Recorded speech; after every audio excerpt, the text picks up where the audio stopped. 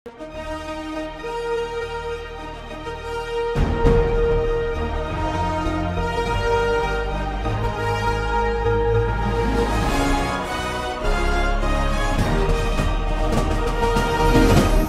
பார்த்து கொண்டிருப்பது உங்கள் ஜாஷ்வா டிவி. சகல ஜனங்களுக்கும் நற்செய்தி.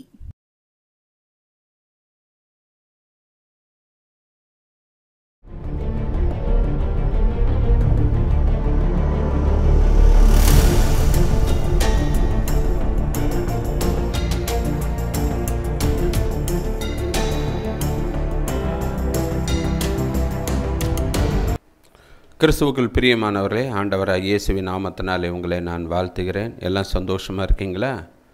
இந்த நாளிலும் வேதத்திலிருந்து ஒரு வசனத்தை வாசித்து தியானித்து கடந்து செல்வோம். அதற்கு முன்பாக தலையை தாழ்த்தி ஜெபிப்போம். அன்புள்ள ஆண்டவரே, அருமையான அந்த வேலைக்காக நன்றியப்பா. நீங்கள் என் கூட பேசுங்கப்பா. உங்களுடைய வார்த்தைகளை கேட்டு அதன்படி நடக்க எங்களுக்கு கிருபை தாரும். இயேசுவின் நாமத்தில் ஜெபிக்கிறோம் நல்ல பிதாவே, ஆமென். ரோமர் 15ஆம் அதிகாரம் 26ஆம் வசனம்.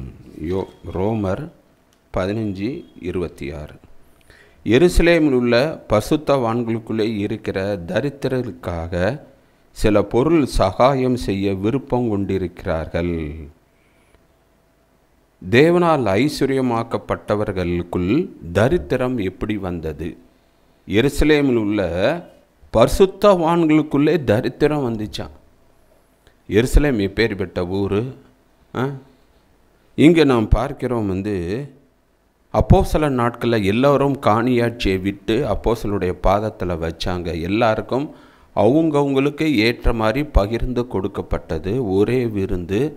அந்த விருந்தை கவனிக்கிறதுக்கு 7 பேரை பேதுரு நியமித்தான். குறையில்லாமல் இருந்தது. ஆனால் அப்பேற்பட்ட எருசலேமில் உள்ள சகல அந்த பரிசுத்தவான்களில் தரித்திரம் வந்துவிட்டது. இன்று தரித்திரம் மற்றவர்கள் சகாயம் செய்ய வேண்டிய சூழ்நிலைக்கு தள்ளப்பட்டார்கள் என்று நாம் பார்க்கிறோம்.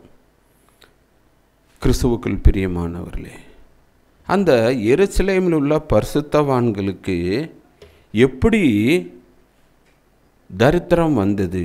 2 கொரிந்தியர் 8ஆம் அதிகாரம் 9ஆம் வசனத்தில், அவர் ஐஸ்வர்யம் உள்ளவராக இருந்தும் நீங்கள் அவருடைய தரித்திரத்தினாலே ஐஸ்வர்யனாகும்படிக்கு உங்கள் நிமித்தம் தரித்திரனானாரையே. இன்றைக்கி நம்ம ஒருவேளை நாம் தரித்திர நிலைமையில் இருந்தால், நாமெல்லாம் ஐஸ்வர்யவான்களாகுவதற்காக ஐஸ்வர்ய சம்பன்னராக இருக்கிற தேவனாகிய இயேசு கிறிஸ்து நம்மளுக்காக சிலுவையிலே தரித்திரனானார் என்று நாம் பார்க்கிறோம். தரித்திரம், அந்த வேர்டு எல்லாரும் விரும்பத்தகாத ஒரு வேர்டு. சொல்லும்ல, வீட்டில் போய் எது கேட்டாலும் இல்லை, ஏன் தரித்திரம் பிடிச்ச மாதிரி இல்லை இல்லை இல்லைன்னு சொல்கிறேன். யார்கிட்டையா ஏதாவது கேட்டால் இல்லை, ஏன்டா தரித்திரம் பிடிச்ச மாதிரி இல்லை இல்லை. அந்த தரித்திரன்றது நிறைய பேர் விரும்பாத ஒன்று. தரித்திர நிலைமையில் இருக்கிறது யாருமே விரும்ப மாட்டாங்க. எல்லாம் முன்னேறணும், எல்லா வசதிகளும் வேணும், ஐஸ்வர்யவானாக இருக்கணும், பணம் சம்பாதிக்கணும், பேர் புகழ் பெறணும், நல்ல அந்தஸ்து, இன்னார் ஃபேமிலி, இதைத்தான் எல்லாரும் விரும்புவோம். ஆனால் இங்கே இவங்க காரணத்தை பார்த்திங்கன்னா, இவங்கெல்லாம் தரித்திரர் ஆகிட்டாங்களாம். எருசலேமில் உள்ள பரிசுத்தவான்கள். இன்றைக்கும் நிறைய பேர் சொல்லுவாங்க, ஒரு காலத்தில் எப்படி இருந்தேன்னு தெரியுமா, இந்த பங்களா எங்களது, இந்த வீடு எங்கது, இன்றைக்கி நான் கூலி வேலை செய்கிறேன். ஏன் இந்த பணம் எங்கே போச்சு? ஏன் தரித்திர நிலைமைக்கு ஆனோம்? யாரும் எல்லாம் உணர்றாங்களே ஒழிய அதுக்கு காரணம் என்ன என்பதை அறிந்து அதை விட்டு வெளியே வருவது கிடையாது. சில பேர் சொல்லுவாங்க, வாழ்ந்துகிட்ட குடும்பம்னுவாங்க. பார்த்தீங்களா, இவங்க அப்பாலாம் எப்படி இருந்தாங்க, இன்றைக்கி பாருங்கள் எல்லாத்தையும் விற்று நொடிச்சு போய் இன்றைக்கி வாடகை வீட்டில் இருக்காங்க. சொந்தமாக தொழில் வச்சவன் பிஸ்னஸை மூடிட்டு இன்றைக்கி அவன் ஒரு இடத்துல வேலைக்கு இருக்கிறான். பார்த்தீங்களா, இவனை பாருங்கள், இவன் கஷ்டப்பட்டு கட்டின வீடு, இன்றைக்கி அதே வீட்டில் வாடகைக்கு அவன் இருக்கிறான். எத்தனை பேர் சொல்கிறத கேட்குறோம். ஏன் ஆண்டவருடைய பிள்ளைகளுக்கு தரித்திரம் வருகிறது? அவர் ஐஸ்வர்ய சம்பன்னராக இருந்தும் நாம் ஐஸ்வர்யவான்கள் ஆகாதபடிக்கு இன்னும் தரித்திரத்திலே வாழ்வதற்கு காரணம் என்ன? நம்ம தரித்திரத்தில் இருக்கிறத தேவன் விரும்பலை. உனக்காக நான் தரித்திரம் ஆயிட்டேன், நீ ஐஸ்வர்யவான், கிருபையிலும் ஆசீர்வாதத்திலும் தயவிலும் இரக்கத்திலும் நீ ஐஸ்வர்யவான்களாக வரணும். அதுதான் தேவனுடைய விருப்பம். ஆனால் இன்றைக்கி நிறைய பேர் தரித்திரத்தில் இருக்கிறாங்க. 5 பைசா உதவி செய்ய மாட்டாங்க, கோபப்படுறாங்க, எரிச்சல் படுறாங்க, ஆத்திரப்படுறாங்க, மன்னிக்கிற சிந்தை இல்லை. ஏன் அவங்க அந்த சாந்தம் இரக்கம் இதிலெல்லாம் ஐஸ்வர்ய சம்பன்னராக ஏன் மாறலை? அதைத்தான் இன்றைக்கி நம்ம பார்க்க போகிறோம். ஃபஸ்ட்டு நீதிமொழிகள் 13ஆம் அதிகாரம் 18ஆம் வசனத்தை வாசிங்கன்னா, புத்திமதிகளை தள்ளுகிறவன் தரித்திரம் அடைவான். யாராவது ஒரு ஆள் புத்திமதி சொன்னால் கேளுங்க. அவன் என்ன சொல்ல வாரான், நம்மகிட்ட என்ன தப்பு இருக்குது கேளுங்க. முதல்ல கேட்டுட்டு அதுக்குபடி பேசுங்க. சிலவங்க கேட்கறதுக்கு முன்னாடியே கடவுள் நொறுப்பு இல்லாமல் புரிஞ்சு எடுத்துருவாங்க. உன்னை பற்றி தெரியும், நீ அப்படி செஞ்ச வேதனை இப்படி செஞ்ச வேதனை. யார் எந்த அட்வைஸ் புத்திமதி சொன்னாலும் முதல்ல கேளுங்க. அவன் என்ன சொல்கிறான், அவன் என்ன சொல்ல விரும்புகிறான், அவன் என்ன எதிர்பார்க்கிறான், முதல்ல கேளுங்க. கேட்டுட்டு நிதானமாக அவனுக்கு பதில் சொல்லுங்க.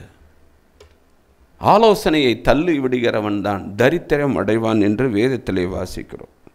கிறிஸ்துவுக்குள் பிரியமானவர்களே, நீதிமொழிகள் 4ஆம் அதிகாரம் 5ஆம் வசனமும் 13ஆம் வசனத்திலையும் புத்தியை சம்பாதித்துக்கொள். அப்போ புத்தி, ஒரு ஆள் புத்திமதி சொன்னாங்கன்னா அது கேட்கணும். நீங்கள் 2 ராஜாக்கள் அந்த 5ஆம் அதிகாரத்தில் நாகமான், சீரியா படைத்தளபதி, அவ்வளோ பெரிய மனுஷன் நாகமான். ஆனால் அவன் குஷ்டரோகம். ஒரு வேலைக்கார சின்ன பெண் என் ஆண்டவனிடத்தில் போனால் அவர் இவனை சுகமாக்குவார் சொன்னோடனே நாகமான் போனான். பார்த்தீங்களா? என் வீட்டு வேலைக்காரி சின்ன பிள்ளை, இவளுக்கு என்ன தெரியும், இவ சொல்லி நான் போவாங்க அப்படின்னு அவள் சொன்ன புத்திமதியை உதாசீனம் பண்ணலை. ஏய், வேலையை துணினா துணி துவைக்கிற வேலையை மட்டும்தான் பண்ணணும், அட்வைஸ் பண்ணுற வேலையில் நீ சொல்லி நான் கேட்கணுமா? நீ யார்? நீ ஒரு அடிமை பெண், சின்ன பிள்ளை, உன் பேச்சை நான் கேட்கவா அப்படின்னு அவங்க 2 பேரும் சொல்லலாங்க. அந்த எஜமாட்டி கணவன்கிட்ட சொல்கிறாரு, கணவன் ராஜாட்ட சொல்லி நிருபம் வாங்கி இங்கே இஸ்ரேல்கிட்ட அங்கே வராங்க. கிறிஸ்துவுக்குள் பிரியமானவர்களே, அப்படி அந்த சின்ன பிள்ளை உள்ள புத்திமதியை கேட்டதுனால தான் நாகமான் சுகம் பெற்றான், நாகமான் ரட்சிக்கப்பட்டான். அப்போ நம்ம புத்திமதியை யாராக இருந்தாலும் நாம் கேட்க வேண்டும். நீதிமொழிகள் 20ஆம் அதிகாரம் 13ஆம் வசனத்தில் தூக்கத்தை விரும்பாதே, விரும்பினால் தரித்திரனாவாய். தூக்கம் இன்றைக்கி பாருங்கள், எல்லாம் 7:30 மணி வரை 8 மணி வரை தூங்க வேண்டியது. காரணம், நைட்டு 10-12 வரை யூடியூப்பு செல்லை நோண்ட வேண்டியது, லேட்டாக படுக்க வேண்டியது, லேட்டாக எந்திரிக்கிற வேண்டியது, சர்ச்சுக்கு செய்திக்கு முன்னாடி தலைதறிக்க ஓட வேண்டியது. இதானே இன்றைக்கி நம்ம நடந்து கொண்டு இருக்கிறது. சொல்லுங்களேன் பாப்பா, அந்த செய்தியை கேட்குறவங்க 9 மணிக்கு சர்ச்சுன்னா 8:55க்கு யார் போய் உட்கார்றா? சொல்லுங்க பாப்பா. ஏன் வீட்டில் என்ன தான் வெட்டி மூறிகிறோம்? 8 மணிக்கு சர்ச்சு வைத்தாலும் 9 மணிக்கு தான் போகிறீங்க, 9 மணிக்கு சர்ச்சு வச்சா 10 மணிக்கு தான் போகிறீங்க, 10 மணிக்கு வச்சாலும் 11 மணிக்கு தான். நேற்று நான் 2 சர்ச்சில் செய்தி, 9 மணிக்கு ஒரு செய்தி, அடுத்து 11 மணிக்கு ஒரு செய்தி. இங்கே செய்தியை முடிச்சுட்டு 10 கிலோமீட்டர் தள்ளி இன்னொரு சர்ச்சில் போய் செய்தி கொடுக்க போகிறேன். 12:30 மணிக்கு ஒரு ஹஸ்பண்ட் அண்ட் ஒய்ஃபு வராங்க. எத்தனை மணிக்கு வச்சாலும் நான் லேட்டாக தான் வருவேன். அப்படி ஒரு தீர்மானத்தில் எத்தனை பேர் இருக்காங்க? ஒரு சோம்பல், தூக்கம், லேட்டாக எந்திரிக்கிறது. ஆனால் வேலைக்கு மட்டும் பாருங்கள், 5 மணிக்கே எந்திரிச்சு குளிச்சு 6 மணி பஸ்ஸை பிடிச்சி வேலைக்கு ஓடுறோம். ஆனால் சர்ச்சுக்கு மட்டும் போவோம், தூங்குவோம். இன்றைக்கி ஒரு நாள் தான் தூங்குறது. எத்தனை பேர் காலையில் எந்திரிச்சு ஜெபம் பண்ணுறோம்? காலை தேடுவார் என்னை கண்டடைவார்கள் என்று வேதம் நம்மளை குறித்து வேதம் சொல்லவில்லையா? தூக்கத்தை விரும்பாத நீ தரித்திரனாவாய். எது கலங்க, அரிசி இல்லை, உப்பு புளியும் இல்லை, கையில் பணம் இல்லை, சுகம் இல்லை, ஆரோக்கியம் இல்லை, அறிவு இல்லை, புத்தி இல்லை, எல்லாம் இல்லை இல்லைன்னு தான் வரும். ஏன் தூங்குற நீ மரித்தோரை விட்டு எழுந்திரு, கிறிஸ்து உன்னை பிரகாசிப்பார். எபேசியரில் நம்ம வாசிக்கவில்லையா? காலையில் எந்திரிங்க, தேவ சமூகத்துக்கு போங்க. காலையிலே 6 மணிக்கு ஒரு கெஸ்ட்டு ஒருத்தங்க ட்ரெயின்லேருந்து வராங்கன்னா 6 மணிக்கு அங்கே ஊருக்கு வருது அப்படின்னு கேட்டிங்கன்னா 5:30 மணிக்கே போய் நிற்க மாட்டேன் ஸ்டேஷனில் குளிர்லுக்க போய். ஆனால் ஆண்டவர் வருவாரே காலையில், அவரை வரவேற்க சீக்கிரம் எந்திரிப்போம்னு நம்ம எந்திரிக்கிறோமா? இல்லை. கிறிஸ்துவுக்குள் பிரியமானவர்கள், தூக்கத்தை விரும்பாதீங்க. அடுத்ததாக பார்க்கிறோம், நீதிமொழிகள் 21ஆம் அதிகாரம் 5ஆம் வசனம். பதறுகிறவனுடைய நினைவுகள் தரித்திரத்திற்கு ஏதுவாகும். பதறுவது, பதறாத காரியம் சிதறாதுன்ற ஒரு வசனம் உண்டு அல்லவா? எதுக்கு எடுத்தாலும் டென்ஷன், பரபரப்பு, ஒரு நிலையாக இருக்கக்கூடாது, அறிமுறியமாக இருப்பது. நீங்கள் பாருங்களேன், இந்த சண்டே 9 மணி சர்ச்சுக்கு 8:30 மணிக்கு இவங்க பதட்டத்தை பார்க்கணும். பாத்ரூம்லாவே நிற்கிறான், நான் குளிக்க முடியல, இவ்வளோ நேரம் நீ ஆகுது, இன்னும் சாப்பாடு ரெடி ஆகலை, என் பேண்ட் அங்கே காணோம், என் சட்டை எங்கே காணோம், நேற்று துவைச்சிது இங்கே தான் போட்டேன் எங்கே. ஒரே வீட்டில் ஒரே கச்சா முச்சான் இருக்கும், ஒரே சண்டையும் சச்சரமாக இருப்பான். 9:20க்கு அடித்து பிறண்டு ஓடுவாங்க. ஏன் அந்த 7 மணிக்கு எந்திரிங்களே, ஏன் 6 மணிக்கு எந்திரிச்சு குளிங்களேன். அந்த 8 மணிக்கு தான் எல்லாரும் போய் பாத்ரூமில் போய் நிற்கிறது. பதறது, ஐயோ அதை காணும் இதை காணும், இது எங்கே வச்சேன் அது எங்கே வச்சேன், இந்த வீட்டில் வச்சது வச்ச இடத்துல இருக்க மாட்டேங்க. ஏன் சண்டை சச்சரவு? இந்த பதற்றம் தான் பயத்தை கொண்டு வரும். அந்த பதற்றம் தான் செய்யக்கூடாததை செய்து துணிகரமாயிரும். பதட்டம். 1 சாமுவேல் 13ஆம் அதிகாரம் 9-12 வாஸ்து பார்த்தீங்கன்னா, அங்கே சவுல் துணிந்து பாவம் செய்வதற்கு காரணம் என்ன? பதற்றம். இங்கே ஜனங்கள் யுத்தத்துக்கு ரெடியாக இருக்காங்க, எக்காலம் ஊதியாச்சு, பெலிஸ்தர் வந்துட்டாங்க. இங்கே சாமுவேலை காண என்ன செய்ய குட்டி போட்ட பூனானாக்கா அங்கேயும் போய்கிட்டு இருக்கேன். அவனுக்குள்ளே ஒரு பதற்றம். சாமுவேல் வந்தால் நான் பலி செலுத்துவேன், அதுவரை என்ன ஆனாலும் சரி. ஏன் அவனால் அவன் அமைதியாக இருக்க முடியல பார்த்தீங்களா? அந்த பதற்றம் தான் துணிகரமான பாவத்தை செய்ய வைத்தது. அதான் விசுவாசிக்கிறவன் பதறான். நீ ஆண்டவரை விசுவாசித்தான், நீ பதற மாட்டற, நடக்கிறது நடக்கும். பொதுவாக சொல்லுவாங்களே, உடம்பு ஃபுல்லாக எண்ணெயை தடவி கீழே உருண்டாலும் ஒட்டுற மண்ணு தான் ஒட்டும், அதுக்காக எல்லா மண்ணும் ஒட்டாது. நீங்கள் பதறனாப்பில் எல்லாம் நடந்துருமா? கிறிஸ்துவுக்குள் பிரியமானவர்களே, பிரசங்கி 5:2 தேவ சமூகத்தில் மனம் பதறி ஒரு வார்த்தையும் சொல்லாமலும் இரு. ஆஸ்பத்திரிக்கு போவாங்க, டாக்டர் பிளட் டெஸ்ட் எடுத்தேன், நாளைக்கு ரிசல்ட் சொல்கிறேன், அநேகமாக உங்களுக்கு இந்த வியாதி வர்றதுக்கு சிம்டம்ஸ் இருக்குது அப்படின்னு சொல்லிட்டா போதும். உடனே ப்ரேயரில் ஆண்டவரே ஆண்டவரே பதறி நிறைய வார்த்தை. ஆண்டவரே, இனிமேல் நான் சினிமா பார்க்க மாட்டேன், சீரியல் பார்க்க மாட்டேன், சர்ச்சுக்கு 9 மணின்னா 8:50க்கெல்லாம் போயிடுவேன், மழை பெஞ்சாலும் போயிடுவேன். ஆண்டவரே, நீ வாரத்தில் ஒரு நாள் உபவாசம் இருப்பேன். இந்த பதறி நான் அப்படி இருப்பேன் இப்படி இருப்பேன், இதை செய்வேன் அதை செய்வேன்னு உளறி கொட்டுவாங்க. நாளைக்கு ஆஸ்பத்திரிக்கு போனால் டாக்டர் ஒன்றும் இல்லை, சும்மா இந்த மாத்திரையை சாப்பிடுங்க சரியாக போயிடணும். ஆனால் சொன்னதை செய்வாங்களே? செய்வதில்லை. ஏன்? அவங்க பதறி சொல்கிறாங்க. ஒரு நாளைக்கு 5 நிமிஷம் அவங்களால ஜெபிக்க முடியல, அவங்க ஒரு நாளைக்கு 1 மணி நேரம் ஜெபிப்பாங்களாம். அதைத்தான் ஞானி சொல்கிறாரு சாலமோனு, தேவ சமூகத்தில் மட்டும் பதறி சொல்லிடாத,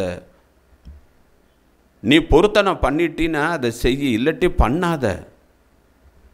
பண்ணி நீ செய்யாமல் இருந்தீன்னா உனக்கு தான் வேதனை என்று வேதம் சொல்லுகிறது. ஆண்டவர் சொன்னாரா நீ பொருத்தனை பண்ணாதான் இதை நான் செய்வேன்னு சொன்னாரா? இல்லை. வேறு ஏன் பொருத்தனை பண்ணுறோம்? அதான் பதறி ஒரு வார்த்தை சொல்லாத. இன்றைக்கி மிஷினரி ஸ்தாபனங்களுக்கு அந்த கேம்புக்கு போகிறாங்க, அங்கே மிஷினரியெல்லாம் இப்படி கஷ்டப்படுறாங்க அப்படி கஷ்டப்படுறாங்கன்னே அங்கே பதறி நான் ஒரு மிஷினரியை தாங்குறேன், ஒரு பிள்ளையை தாங்குறேன்னு எழுதி கொடுத்துருவாங்க. 1 மாதம் அனுப்புகிறாங்க, 2 மாதம், அதுக்கு அடுத்தது நானே கஷ்டப்படுறேன், நானே என் சம்பளம் காணல, என்னால் கொடுக்க முடியல. ஏன் பதறி அந்த வார்த்தையை சொன்ன? நீ தானே மிஷினரியை தாங்குறேன்னு, நீ தானே ஒரு பிள்ளையை தாங்குறேன்னு, நீ தானே சர்ச்சை கட்டுறதுக்கு ரூபா தாரேன்னு. அதைத்தான் சாலமன் ஞானி சொல்கிறாரு, நீ தேவ சமூகத்திலையும் ஜெபத்திலையும் பதறி ஒரு வார்த்தை சொல்லிடாத. சொன்னீன்னா அதை நீ செய்ய, இல்லாட்டி அது உனக்கு தான் ஆபத்து. தேவன் கணக்கு கேட்பார். நீ தானே சொன்ன, ஏன் செய்யலைன்னு. என்ன பதில் சொல்ல போகிறோம்? கிறிஸ்துவுக்குள் பிரியமானவர்களே, நிறைய சத்தியங்கள் இருக்குங்க. நம்ம அதுபடி நடப்பது கிடையாது. அதனால தான் நம்மளுக்கு பலவீனங்கள், நோய் நொடிகள், கஷ்டங்கள்லாம். இன்றைக்கி மற்ற மதத்தர்கள்லாம் போய் மற்றவங்களுக்கு அட்வைஸ், புத்திமதியெல்லாம் சொல்லி இல்லை, நம்ம தானே சொல்கிறோம். அப்போ நம்ம தானே கரெக்டாக இருக்கணும், நம்ம தானே பெர்ஃபெக்டாக இருக்கணும். நம்ம அதை செய்கிறோமா? யோசித்து பாருங்கள். நீதிமொழிகள் 23:21 குடியனும் போஜன பிரியனும் தரித்திராவார்கள். குடிச்சு கெட்ட குடும்பம்னு சொல்கிறாங்களே. ஏன் இன்னைக்கு ஸ்கூல் பிள்ளைங்க ஐடி கம்பெனியில் இல்லது வேலை பார்க்குற இடத்துல சனிக்கிழமை ஃப்ரெண்ட்ஸோட சேர்ந்து எதுக்கு குடிக்கிறீங்க? ஏன் குடிக்காமல் இருக்க முடியாதா? அங்கே தான் குடியை கெடுக்கும்னு லேபிளில் எடுத்து எழுதி ஒட்டியிருக்கான்ல, ஒரு மண்டைக்கூடு வேற போகிறான்ல. அப்படி தெரிஞ்சிருந்தும் எதுக்கு குடிக்கணும்? மற்றதுக்கெல்லாம் நம்மளுக்கு ஞானம் இருக்குது பார்த்தீங்களா? நீங்கள் ஒரு ஹோட்டலுக்கு போகிறீங்க, அங்கே ஒரு போர்டு, இங்கு சாப்பிடுகிறவர்களுக்கெல்லாம் பாதி அமௌண்ட்டு தான், ஆனால் எங்கள் ஹோட்டலில் சாப்பிட்றவங்களுக்கு வாந்தி பேதி வரும்னா போகுமா? நம்ம இந்த ஹோட்டலுக்கு போக மாட்டோம். ரேட்டு கம்மியாக இருந்தாலும் சரி, ஒரு இட்லி 2 ரூபா தான் இருந்தாலும் போக மாட்டோம். ஏன்? அங்கே போய் சாப்பிட்டா வாந்தி பேதி வருமா? போக மாட்டோம். பஸ்ஸில் கண்ட்ராக்டர் கூப்பிட்றாங்க, எங்கள் பஸ்ஸில் போகிறவங்க எல்லோரும் ஃப்ரீ, வாங்க வாங்க, ஆனால் ஒன்று, ஊருக்கு உயிரோடு போய் சேர மாட்டீங்க அப்படின்னா அந்த பஸ்ஸில் ஏறுவோமா? ஏற மாட்டோம். அதுபோல் தான் ஒரு டாக்டர் எங்கள் ஆஸ்பத்திரியில் வைத்தியம் பார்க்குறவங்க எல்லாத்துக்கும் ஃப்ரீ, ஆனால் உயிரோடு போக மாட்டீங்க அப்படின்னா அந்த ஆஸ்பத்திரிக்கு போகுமா? அப்போ அதெல்லாம் எச்சரிப்பு வரும் பொழுது அதுக்கெல்லாம் பயந்து செய்ய மாட்டோம். ஆனால் குடியை கெடுக்கும் அப்படின்னா மட்டும் ஏன் அதை குடிக்கிறோம்? ஏன் மறுபடியும் அந்த தப்பை செய்கிறோம்? இன்றைக்கி எத்தனை கிறிஸ்தவங்க குடிக்கிறாங்க. வீட்டிலே ஃப்ரிட்ஜில் ட்ரிங்க்ஸ் வச்சுருக்கிறாங்க. அது மனைவிக்கு தெரியும், பிள்ளைகளுக்கு தெரியும். அவங்க அனுமதி நிறைய வீட்டில் இருக்குது. ஏன் அனுமதிக்கிறீங்க? அது சாபம், அது தப்பு அப்படின்னு தெரியாத அவங்களுக்கு. குடியனும் போஜன பிரியனும் தின்னுக்கட்ட குடும்பம்னு வாங்க பார்த்தீங்களா? கையில் காசு இருக்கா இல்லையோ, சம்பளம் வாங்கினோன்னே எல்லாத்தையும் அன்னைக்கே ஹோட்டலில் போய் வாங்கி சாப்பிட்ற வேண்டியது. சம்பளம் வாங்கிட்டு வருவாங்க, வந்தோடனே பேங்குக்கு கார்டுக்கு கடன், அது இது கொடுத்து 10ஆம் தேதி பார்த்திங்கன்னா கையில் 5 பைசா இருக்காது. வீட்டில் உள்ள எல்லா ஜாமானும் கடன். எதுக்கு?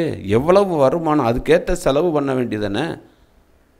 வருமானத்துக்குள்ளே செலவு ஏன் பண்ண முடியல நம்மளால்? இன்றைக்கி பாருங்கள், நேற்று ஒருத்தங்க சொன்னாங்க, எங்கள் வீட்டில் வாரத்தில் ஒரு நாள் தான் வெஜ்ஜு, மீதெல்லாம் என் வெஜ்ஜு தான். பறக்கிறது, ஊறுவது எல்லாம் உண்டு. காடை, நண்டு, ஃபிஷ்ஷு, மட்டன், சிக்கன் சாப்பிடுங்க. கையில் காசு இருந்தால் நல்லா சாப்பிடுங்க, வேண்டாங்கல்ல. ஒரு பாஸ்டர்ஸ் மீட்டிங் அவரே ஒரு ஏழை சர்ச்சில். ஏன்னா மாதம் ஒவ்வொரு இடத்துல மீட்டிங் நடக்கும்ல, அன்றைக்கி அந்த வீட்டில் நடந்தது. சர்ச்சில் சாப்பாடு சாம்பாரும் ஒரு பொரிக்கறியும் வச்சோன்னே ஒரு பாஸ்டர் எழுந்துட்டார். இது என்ன சாம்பார், எலும்பு துண்டு இல்லையா? அப்படி தெரிஞ்சிருந்தால் நான் வந்திருக்க மாட்டேனே. ஒரு போதகர் தன்னுடைய பையிலேருந்து ரூபாய் எடுத்து என்கிட்ட கொடுத்து ஒரு ஹோட்டலில் போய் 10 போன்லெஸ் வாங்கிட்டு ஆளுக்கு 2 துண்டு வச்ச பிறதாங்க சாப்பிட்டு எந்திரிச்சாங்க. போஜன பிரியன்.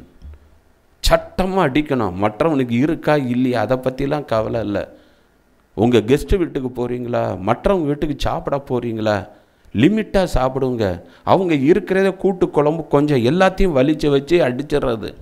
ஏன் இருக்கிற இடத்துல நல்லா சாப்பிடு. அது அவங்களுக்கு இருக்குமா, மீதி இருக்குமா, அவங்களுக்கு காணுமா? எத்தனை வீட்டில் மனைவி பார்த்திங்கன்னா கடைசியில் குழம்பு இது இல்லாமல் வெறும் ரசத்தை ஊற்றி சாப்பிட்ருக்காங்கன்னு தெரியுமா? முந்தின வெங்காய் பணியாரான மாதிரி இந்த முன்னாடி சாப்பிட்றவங்க எல்லாத்தையும் வச்சு சாப்பிட்ருவாங்க. ஐயோ இன்னும் இத்தனை பேர் சாப்பிடணுமே, இவங்களுக்கெல்லாம் இருக்குமா, அதெல்லாம் நினைப்பது கிடையாது. உணரணுங்க, திருந்தணும், சிந்திக்கணும். ஒரு வீட்டுக்கு இப்போ போயிருக்கோம், போதும் இதோட போகணும், எந்திரிங்க. உங்கள் வீட்டில் நீங்கள் என்னென்னாச்சும் சாப்பிடுங்க. இன்னொரு தங்க வீட்டுக்கு போயிருக்கும் போது சாப்பிட்றதுல ஒரு கவனம் வேண்டாமா? கிறிஸ்துவுக்குள் பிரியன், போஜன பிரியனும் குடியனும் தரித்திரராவான். நம்ம தரித்திரம் ஆகக்கூடாது. இந்த தரித்திரத்தெல்லாம் அவர் சிலுவையில் சுமந்து விட்டார். நீங்களும் நானும் ஐஸ்வர்யவான்களாக. இந்த சத்தியம் உங்களுக்கு மிகவும் பிரயோஜனம் உள்ளதாகும் என்று நான் நினைக்கிறேன். தலையை தாழ்த்தி ஜெபிப்போம். அன்புள்ள ஆண்டவரே, அருமையான அந்த வேலைக்காக நன்றி அப்பா. நாங்கள் தரித்திரம் ஆகக்கூடாது என்பதற்காக தான் நாங்கள் ஐஸ்வர்யவான்களாகுவதற்காக நீங்கள் தரித்திரானீர் சுவாமி. ஆனால் இன்றைக்கி நிறைய பேர் தரித்திர நிலைமையில் இருக்கிறோம். அதற்கு காரணம் புத்திமதிகள் எல்லாம் தள்ளி விடுகிறோம். தூக்கத்தை நாங்கள் விரும்புகிறோம் அப்பா. அநேக காரியங்களில் பதறி உம்முடைய சமூகத்தில் அறிக்கை இடுகிறோம். அது மட்டுமல்ல, குடியினும் போஜன பிரியனும் தரித்திராவார்கள் என்ற வசனத்தின்படி அநேக பேர்கள் தரித்திர நிலைமையில் இருப்பதை அறிவோம். இது தவறு, இது தப்பு என்று நீர் எங்களுக்கு உணர்த்தியிருக்கிறீர். அதற்காக நன்றி அப்பா. கர்த்தாவே, இந்த செய்தியை யார் கேட்டுக்கொண்டிருந்தாலும் தரித்திர நிலைமையில் இருக்கிறவங்களையெல்லாம் நீர் ஐஸ்வர்யவான்களாக மாற்றும்படி பாரத்தோடு ஜெபிக்கிறேன். இந்த ஜெபத்தை கேட்டதற்காக நன்றி. ஆசீர்வதியும் வழி நடத்தும் இயேசுவின் நாமத்தில் ஜெபிக்கிறோம் நல்ல பிதாவே, ஆமென். கிறிஸ்துவுக்குள் பிரியமானவர்களே, இந்த செய்தி மிகவும் உங்களுக்கு பிரயோஜனம் உள்ளதாக இருக்கும் என்று நான் நினைக்கிறேன். உங்களுக்காக நாங்கள் ஜெபிக்கிறோம். உங்கள் ஜெப தேவைகளை எங்களுக்கு எழுதி அனுப்புங்கள். கர்த்தர் உங்களை ஆசீர்வதிப்பாராக. ஆமென்.